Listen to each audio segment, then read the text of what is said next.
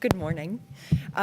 This is really a pleasure for me to be able to, I hope this morning, offer some context and kind of offer some context where we see these numbers, we see the survey, and let you know what that feels like in the context of a school. So first of all, one of my first reactions was a similar to reaction to Kent's, in that I thought it was really encouraging that 77% of teachers agreed that literacy is so important, right? And I was both thrilled and a little bit surprised, because when I work with teachers in my own building, right, and we're talking about literacy, and I'm trying to be the cheerleader, and I'm talking about how we want our students to be scientists and mathematicians and artists, and in order to do that, we have to make sure that we all understand that our disciplines come from a place of literacy, right? So we are all literacy teachers in that way. And then I've learned to pause, because they've got to talk to each other, and do the little grumble, and they're not quite sure what this is all about, and then there's, the elephant in the room, and eventually someone is going to come up to me and they say, "What do you mean, Sarah? You mean that I am supposed to teach reading and writing? That's your job. You want me to teach that industrial tech?" And I, say, "Hey, Josh, let's talk about this, because really you don't want me to teach narrative, paragraph, and metaphor to your students when you want them to do technical writing, And so what I think we have to come to understand about this excitement, right? About what we all agree that's so important and so crucial about this component of literacy, is that while we might agree to it, we may not know what it means to implement it.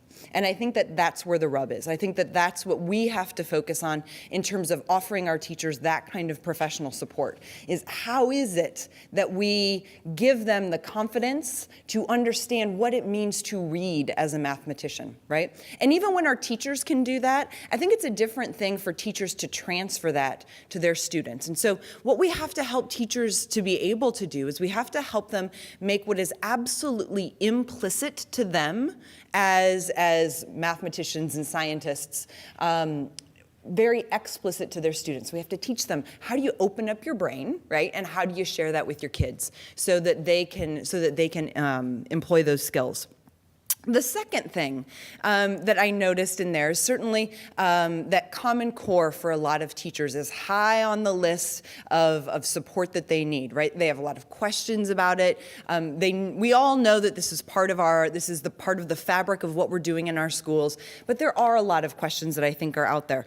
And I think that it's really important for us to, again, treat our teachers as though they are learners. And we need to make sure that we are helping our teachers to generate a deep conceptual understanding of this work, not just a superficial, let's do this strategy, check off that I'm doing the core kind of thing, right? And there's a big difference. And so what that means for me in my classroom is that it's not enough for me to say, hey, I'm teaching some nonfiction. Check, right? It's not enough. What I have to do is I have to understand what's the difference between reading a piece of nonfiction and reading a piece of fiction, and how do I transfer that to my students? How do I help them understand what that means? And so we have to do that, I think, collectively, right? As a whole system, we have to help our teachers to really engage in those kinds of experiences. And in order to do that, we have to make sure that our leaders, right, the people who are leading the learning in our buildings also have a deep conceptual understanding of this. And I think that they have to commit to a different type of time for teachers. So Kent was talking a lot about the time allocation in a school day, especially when it comes to teachers being able to collaborate with each other. So I just wanted to offer this as something to think about.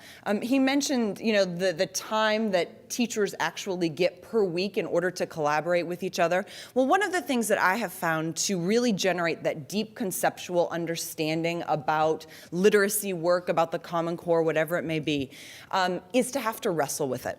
right? I have to have work in front of me. I have to do something, and I have to do it with my colleagues. So, for example, that might mean that with my colleagues, we're gonna write a rubric, right?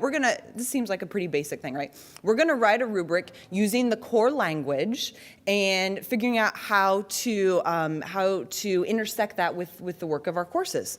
If I do that on my own, and I wanna write a good rubric on a good day, it'll take me about 4 hours. Okay, that's all by myself. If I'm gonna do it with another teacher, if I'm gonna do it with 3, 4 other teachers, you're gonna have to at least double it, right? 8 hours to write a single rubric. And this, to a lot of people, might not seem like time well spent. But I will tell you, that is the degree of unpacking that we have to do if we want teachers to change their paradigms. If we want them to take a strategy from someplace and do it in their classroom and call that understanding, then we can be happy with 30 minutes or an hour, right? But if we want the paradigm shift, we're gonna have to rethink what it means. So I also wanted to share a little bit about some of the ways that we are collaborating in my school district. And certainly this rubric example is one of those examples, but I also would offer that when we have time to talk with each other and work with each other on an ongoing basis, we have 1 hour every week, and we feel pretty lucky that we have 1 hour every week. So can you imagine how long it took us to write our rubrics, right? 2 years. Yeah, I mean, it did, right? It took us 2 years, plus advocating for 3 full summer days in order to get just our rubrics done. But we, working together, are far more innovative. We are far more innovative than working in isolation. And this is really evidenced with a way that we have organized or reorganized our curriculum. So instead of offering 9th, 10th, 11th, 12th grade English, we have gone to a curriculum. And we asked our students, what's not working for you? First of all, that's what we asked them. And then we listened to what they said. And so we've created a system in which students choose courses like Heroic Men and Women, or Power of Persuasion, or Sport Competition and Culture, or Gender's Game, right? And they get to choose courses that they are interested in. And these courses are organized around themes and essential questions. And so what that allows us to do is, instead of teaching the strands of literacy in discrete ways, it allows us to pull them all together. So in any one of these given courses, you will see fiction and nonfiction and poetry and informational texts, right? You'll also see visual texts.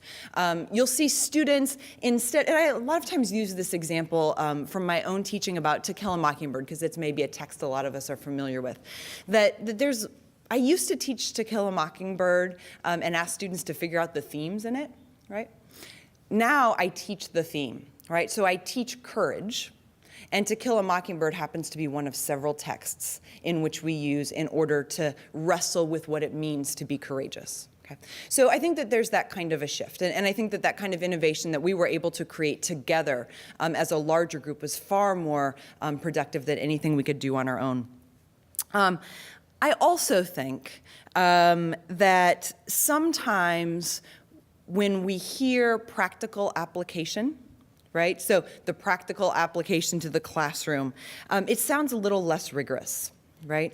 But I think that we have to remember, whenever we are giving teachers the opportunity to plan together, to collaborate in a way that is practical to their classroom, we're giving them that concrete that allows them to go to the abstract, right? So all this literacy talk and core stuff is pretty abstract, right? So we're not going to have deep conceptual understanding of that if we don't give our teachers opportunities to go from the abstract back to the practical, right? This is how it works in the classroom, back to the abstract. That's a part of that spiraling process that we know our students need, so our teachers need it also. Finally, I just would like to reiterate what Kent mentioned about the importance of school culture. I tell you what, and I mentioned this to him this morning, if there is one thing that I learned from traveling around the country and around the world, listening to teachers, it is the imperative importance of school culture.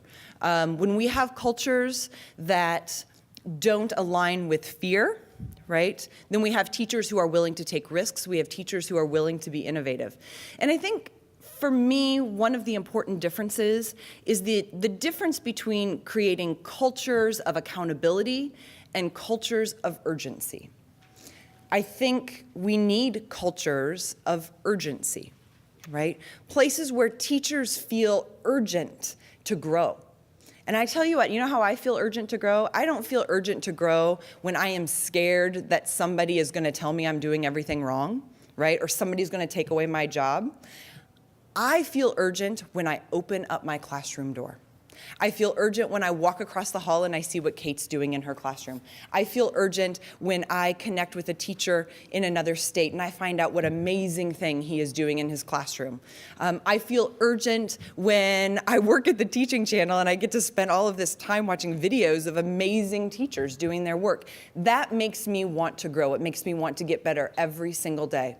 And I think it's a real subtle but really crucial difference that we have to think about, this difference between urgency and accountability, because we don't want our teachers to live in places of fear. We want them to prosper and to grow.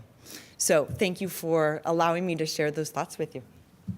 One of Sarah's important points at the end was about accountability. And one thing that we're finding in working directly with schools and districts across the country, and this builds on some findings that the Ball Foundation had built up over the past decade, is that real accountability happens when people work closely enough that they hold each other accountable for shared agreements about how they're going to change practice. It's that educator-to-educator accountability that lets you know you're changing a school culture. And so when you open up that space for those meaningful conversations about how we're going to engage in practices differently, you have the right kind of peer pressure to really change the conditions under which students are learning.